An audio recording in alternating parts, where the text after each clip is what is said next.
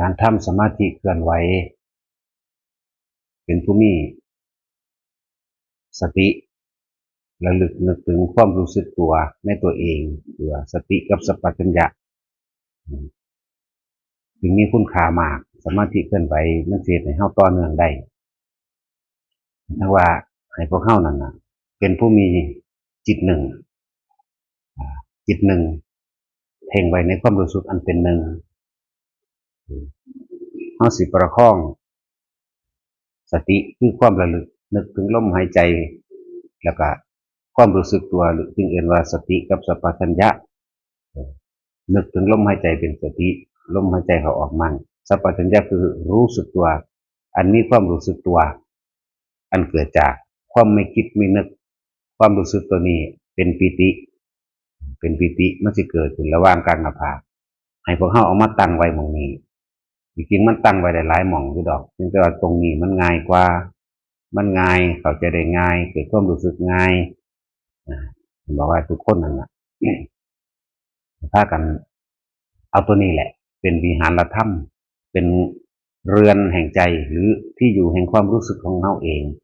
ตามธรรมดาแล้วคนเราถึงมีความรู้สึกอยู่กับบุคคลสัตว์สิ่งของพอใจกับไม่พอใจในบุคคลสัตว์สิ่งของทรัพย์สมบัติต่างๆทั้งที่มีวิญญาณและไม่มีวิญญาณมีวิญญาณกับสัตว์เลี้ยงนั่นแหละที่ไม่มีวิญญาณกับพวกรถพวกหน้าพวกต้นไม้เงินทองเนี่ยเราจะไปมีความรู้สึกพอใจกับไม่พอใจกับสิ่งทั้งหลายเหล่านั้นอาจารย์นี้เราต้องฝึกให้เป็นผู้มีสติรู้สึกตัวทั่วพร้อมทุกขณะแต่ว่าเราบ่ได้เฮ็ดแบบเร่งรัดหรือว่าบ่เคร่งเฮ็ดธรรมดาเฮ็ดไปเรื่อยๆขอให้มี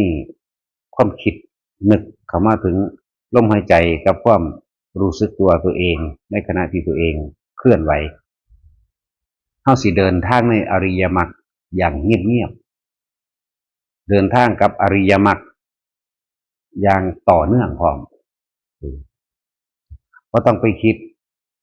เอาผลของมันให้อยู่ที่เหตุของมันให้อยู่ที่ต้นของมั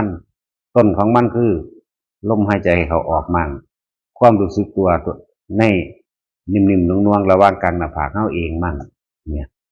เราเป็นผู้มีจิตหนึ่งที่เพ่งอยู่ในความรู้สึกอันเป็นหนึ่งแม้ในขณะที่เคลื่อนไหวกายทำงานกายยางเปินตาหูจมูกเบิ่งพุ่นบางทีได้กินนั่นได้กินนี่แต่เฮาบ่มีความคิดนึกออกไปตามสิ่งที่ตาเห็นหูได้ยิน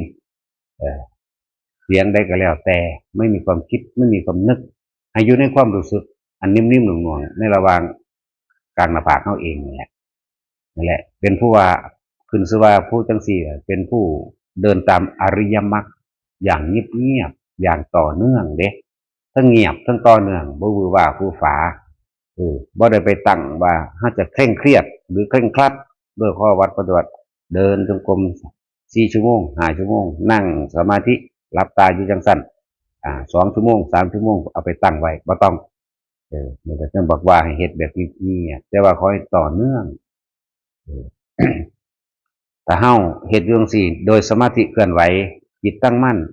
ในขณะที่กายเคลื่อนไหวความคิดของเฮาของความคิดของเฮาล่ะจิตก็ได้มันมาตั้งอยู่กับลมมั่งมันมาทำความรู้สึกตัวอยู่ในกายของตนเองมั่งนะ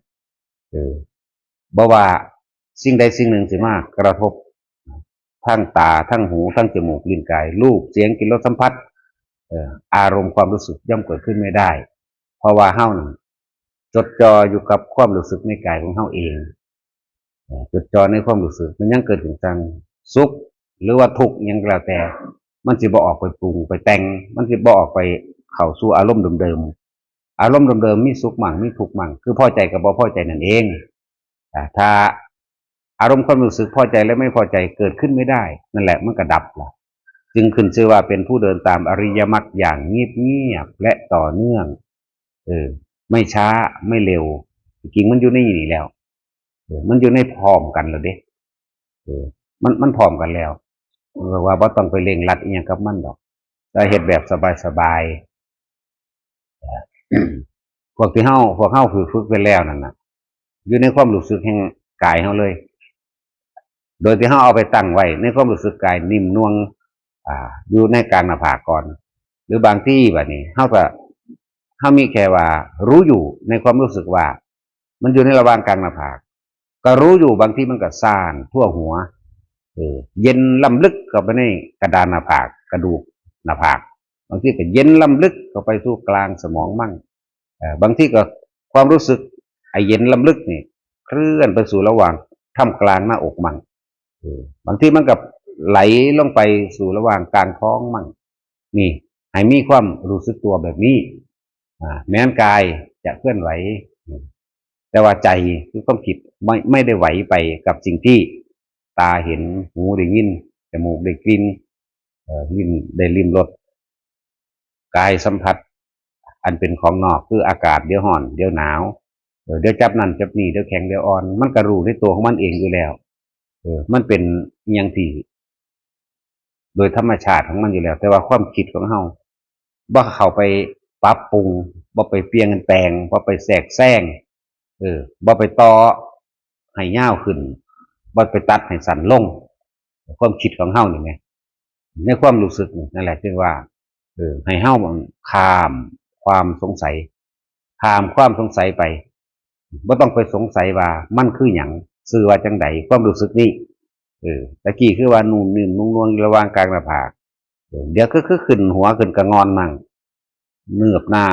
เนือบหน้าไปตามหัวตามกระงอนมั่งแล้วก็ไหลลงไปในระหว่างท่ามกลางอกมั่งนี่แหละเอิ้นว่ารู้สึกตัวทั่วพร้อมเป็นสมาธิเคลื่อนไหวที่ให้ผลอย่างที่ให้ผลดีมากให้ผลที่ว่าบ่ได้บือบ่าบือฝาขอให้เฮามีความเชื่อมั่นในตัวเองศรัทธานี่คือความเชื่อแต่ว่าขอให้เชื่อตัวเองเชื่อตรงไหนเชื่อตรงลมหายใจเชื่อตรงความรู้สึกนี้แล้วก็วิริยะเนี่ยมีความเพียรประคองไว้พยายามบ่คิดไปทั้งไม่คือประคองอยู่ในลมหายใจมั่งความรู้สึกมั่งเนี่ยนี่คือความเพียรค่ะสติมันก็นึกของมันจังสี่อยู่แล้วเวลาก็นึกของมันอยู่แล้วสมาธิก็ขึ้นที่ว่าเป็นผู้มีจิตตั้งมั่นในความสงบนั่นอันเป็นอุเบกขากับปัญญานั่นแหละบาดนี้จึงบอกว่าทำไปเถอะเวลามันสิเป็นมันสิดึงดูดของมันเองดอกเรียกแล้วว่าศรัทธาภระวิริยะภระสติภระเนี่ยสมาธิภระและปัญญาภระนี่ภระหาสิบวกก็มาเองดอกมันจะเป็นเองให้มีตัวหนึ่งซะก่อนแล้วก็เพี้ยนประคองเอาไว้ซื่อธรรมดาไม่เร่งเอาผลคนส่วนมากมันสิเร่งเอาผลด้วยการคิดมีออกแล้วออกไปสั่งตัณหาและอุปาทานแล้วไปหาอุปาทานน่ะเด้เร่งเอาผลด้วยการคิดเด้ออยู่จังสี่แค่ว่ามีความรู้สึกตัวอยู่กับลมมั่งอยู่กับอุณาโลมมั่งความรู้สึกนิ่มหน่วงมั่งเฮ็ดอยู่แค่นี้รู้สึกตัวถ้ามันหายไปรีบกลับมาสั่งฐานใหม่คือลมหายใจกลับเข้ามาในฐานคือลมหายใจนั่นแหละมันก็เกิดขึ้นใหม่ก็เฮ็ดไปหมู่เราภิกษุนักบวชเฮาค่ะบ่ต้องไปหวังเอาว่าเฮาสิเป็นโสดาสกิทาคานาคาอรหันต์อิหยังดอกขอให้เฮาสร้างเหตุอยู่กับเหตุของมันเพราะว่าเหตุกับผลมันอยู่นำกันอยู่แล้วมันพร้อมกันอยู่แล้วเหตุรู้ลมเข้าผลอาการปิติเกิดขึ้นในกลางหน้าผากเฮานี่แหละที่เฮาตั้งไว้นั่นแหละมันก็อยู่นำกันแล้วในขณะนั้นนะในเฮารู้ลมนี่หรืออุณาโลมเกิดขึ้นนี่ปึ๊บศีลเกิดแล้วเด้บ่มีความคิดในไปทำลายเบียดเบียนผู้ใดเลยเสียชีวิตแล้วทรัพย์สินทั้งคนละสัตว์บ่มีนี่เอิ้นว่าบริสุทธิ์เลยศีลนี่เฮาเอาบริสุทธิ์เลยมันเป็นสื่อมันสื่อได้ศีลที่จริงความบริสุทธิ์คือความปกติจิตไม่คิดไม่นึกไม่มีความรู้สึกที่รักหรือเกลียดใครพอใจหรือไม่พอใจไม่มีนี่ได้ศีลเป็นจังซี่เด้นั่นเป็นสื่อมันที่เพิ่นใส่ถ่ายทอดความบริสุทธิ์ถ่ายทอดความในออกมาซื่อๆว่าเฮ็ดจังซั่นเด้อหรือว่าสมาทานก็คือเฮาบ่ฮู้เฮาก็เลยไปขอจากพระคนเลยบอกจะไปฆ่าสัตว์อย่าไปฆ่าคนเด้อจะไปฆ่านั่นฆ่านี่เด้อของสัตว์ที่มีเจ้าของหรือบ่มีเจ้าของสัตว์ที่มีเจ้าของก็มีโทษ2เท่าสัตว์ที่บ่มีเจ้าของก็มีโทษอยู่คือเก่าแหละเนี่ยมันจะบอกพวกเจ้าสิเป็นคนอายุสั้นพันตายเป็นคนมีความเจ็บความไข้ปวดป่วยอันนี้คำว่าสมมาทานเป็นที่มาของว่าพระเพิ่นบอกอานิสงส์ บอกผลของมันนั่นแหละอานิสงส์ก็ดีถ้าพวกเจ้าไปเฮ็ดไร่แบบนี้พวกเจ้าก็ได้ผลไร่แบบนี้อายุสั้นพันตายแบบนี้พิการแบบนี้เจ็บไข้ได้ป่วยแบบนี้เป็นหลักของเขาก็คือกันก็ว่าไปเรื่องว่าสมทานตวิรัตตรงนี้ขอจากพระเพราะว่าเฮาบ่ฮู้พระนี่คือผู้ละแล้วเพิ่นก็ให้ไปเพิ่นก็บอกแนวทางไปแหละต่อมาเฮารู้อานิสงส์หรือว่ารู้ผลของมันแล้วว่ามันเป็นแบบนี้แบบนี้มันก็เป็นเจตนาไตรวิรัติเลยตั้งจิตตั้งใจใจยังอยากขาอยู่แต่ว่าตั้งใจไว้มื้อนี้วันพระ8 ค่ำ15 ค่ำไปจำศีลหน้ากูแล้วไปตั้งใจว่าอดเอาใจขาอยู่แต่อดเอาเรียกว่าเจตนาไตรวิรัติตามธรรมดาแล้วความเคยชินของคนยุ่งกัดหมดกัดมันสิศูนย์ขึ้นใส่บีมาโหลดทังทีหน้าบัดนี้อดเอานี่เรื่องว่าเจตนาไตรวิรัติฝึกฝนตนเองมาเรื่อยๆจนถึงว่าเป็นสมุจเจตไตรวิรัติได้เป็นปกติง่ายๆบัดนี้จะวิธีรักษาในการที่รักษาศีลโดยไม่ต้องไปขอโดยไม่ต้องไปใดๆทั้งสิ้นก็คือการรู้ตัวเองเข้ามาสู่ลมหายใจนี่เองรู้ลมเข้ารู้ลมออกอาการปิติเกิดนี่บริสุทธิ์เลยผ่านเลยพวกนั้น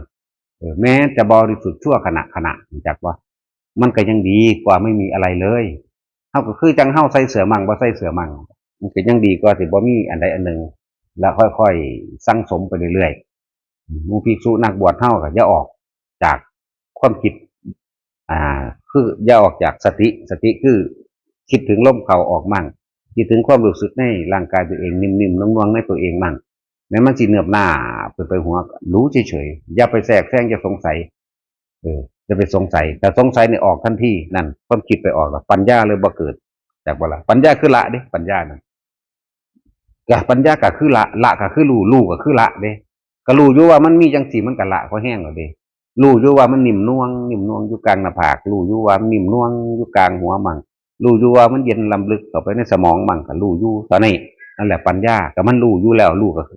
คือละนั่นเองนั่นสั้นฉะนั้นว่าเฮาบ่ต้องไปหาผลยังมาทางใดล่ะที่สุดนักบวชทางใดเฮ็ดเท่าตายมันสิไปใสเด้อจักว่าล่ะมันสิไปใสคำอรหันต์มันสิไปใสมันว่างมือจากบาปมันปล่อยออกจากความอยากได้อยากดีอยากมีอยากเป็นแต่เฮาอยู่ในหมักมันสิแห้งแล้วเด้และเพิ่นจึงมีข้อวัดปฏิบัติหลายๆอันหลายอย่างเพื่อบ่ให้เฮาไปคิดอยากได้นั่นอยากเป็นนี้เพื่อบ่ให้เฮาไปคิดบิณฑบาตเพิ่นก็ให้เฮาเหลียวเบิ่งด้านในบาตรจังสิว่าเนี่ยเอาเหลียวเบิ่งปลายดังเจ้าของเด้อนี่ก้มไปทุกมุกไปโหลดเนี่ยถ้าตายเห็นมันมักคิดอยู่แล้วโดยความเคยชินหูได้ยินมันก็มักคิดอยู่แล้วคิดไปทั้งดีกับบ่ดีพอใจกับบ่พอใจผิดหรือถูกมันสิคิดไปจังซี่จึงมีข้อวัดปฏิบัติแบบนี้ให้เฮาเดินก้มไปอย่าห่างออกในว่าหนึ่งของเจ้าของเองโดยทอดสายตาก็ว่าไปนี่ก็เป็นศีลอย่างหนึ่งของเธอเด้มันธรรมดาเด้การเดินก้าวการเยื่องกายเนี่ยนั้นบัดนี้เวลาเฮามาถึงแล้วเฮามาล้างบาตรเอาน้ำกลัวบาตรล้างนิดหน่อยออกมาจังซี่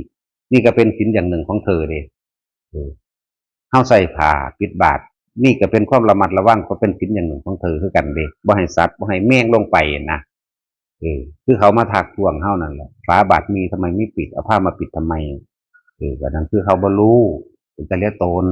นะเขาบ่รู้เด้นั่นจังสั่นผู้บ่จักหยังแหละเป็นจังปิดจังมีผ้าเอาไว้จะเสร็จอาหารที่มันตกมั่งเสร็จปากมั่งเสร็จปากขอบบาตรมั่งเพิ่นให้ระมัดระวังแล้วก็การคำว่าพิจารณาอาหารนั่นมันเป็นเบื้องต้นโดยนัยยะซื่อได้ปฏิสังขายโยนิโสบิณฑบาตังเฮาสิฉันอาหารบิณฑบาตนี่เพื่อยังอัตภาพให้เป็นไปมันเป็นเบื้องต้นที่เพิ่นบอกแค่นัยยะเดียวในความสันจริงๆเพิ่นให้ระวัดระวังเป็นยังคือให้สันเป็นค่ำให้ค่อยๆเบิ่งบางที่ป่ามันมีกลางก็ค่อยแค่เบิ่งเองเพื่อความอยู่สบายของตัวเองนี่แหละแต่มันติดกลางติดข้อตรงนั้นแล้วก็เบิ่งอาหารว่าอะไรย่อยยากอะไรย่อยง่ายเบิ่งพี่เด้ความละเอียดของมันอยู่พี่เด้มันสิเป็นที่ลำบากกายบ่แล้วก็เป็นที่ลำบากผู้อื่นพร้อมบ่ถ้าเกิดว่าเจ็บท้องถ้าเกิดว่าก้างฆ่าข้อหรืออีหยังก็แล้วแต่มันก็ต้องได้แล่นไปพุ่นปีที่เก่านี่เด้ไอ้ความในของมันลึกล้ำละเอียดออกมามันเป็นตัวนี้เด้ท่านบิณฑบาตแบบใดก็เลยนั่นแหละ มันจังให้มีข้อวัดปฏิบัติอย่างต่างๆมันมาขีดเบิ่งแล้ว3,000 กว่าพุ่นเด้3,250 ข้อพุ่นเด้ขีดเบิ่งอ่านได้นี่ก็เป็นสิ่งอย่างหนึ่งของเธอมุนเบิดละไตรปิฎกเฮาเพราะว่าหยังเฮาขีดเบิ่งแล้วเฮาสินับเอาจำนวนมันว่าศีลมันคืออีหยังเป็นใดน่ะบัดนี้เฮาฮู้จักแล้วโอ้มันหลายโอ้มันยากกูรักษาลมหายใจอย่างเดียวโลดแต่ว่าอย่างอื่นมันก็บ่เฮ็ดเด้ล่ะจักบ่ล่ะรักษาลมหายใจอย่างเดียวจับขึ้นมาคืออุณาโลมได้แล้วเนี่ยศีลคือบริสุทธิ์เลยบัดนี้ความคิดนึกในการทำลายเบียดเบียนหยังเลยบ่มีเลยนี่แหละหลายๆอย่างที่ว่าพวกเฮาภิกษุนักบวชทั้งหลายบ่ต้องไปจะต้องไปคิดเอาดอกผลมันขอให้สร้างเหตุคือลมเข้าลมออกเหตุคืออยู่ในความรู้สึกตัวเท่าความของตัวเองในขณะที่เคลื่อนไหวปัดตาดกวาดตาดไปกายไหวแต่ใจนิ่งจักบ่กายไหวแต่ใจนิ่งมีต่างหากคือความรู้สึกของเฮาก็อยู่ในตัวเองของเฮามันสิไปใส่คำว่าอรหันต์นั่นน่ะเฮ็ดอยู่แค่นี้บ่ต้องไปอีหยังมากดอกว่าซั่นสิถามว่าเร่งรัดอีหยังกระดอกแบบคิดเอาพระอรหันต์มันเป็นจังไดเดี๋ยวนี้ยังบอกอยู่มันเป็นแบบไหนพระอรหันต์มันเป็นจังไดในความรู้สึกในความคิดของเฮามันเป็นองค์โลงบ่มันเป็นโลงมันเป็นว่างๆบ่หรือมันเป็นจังได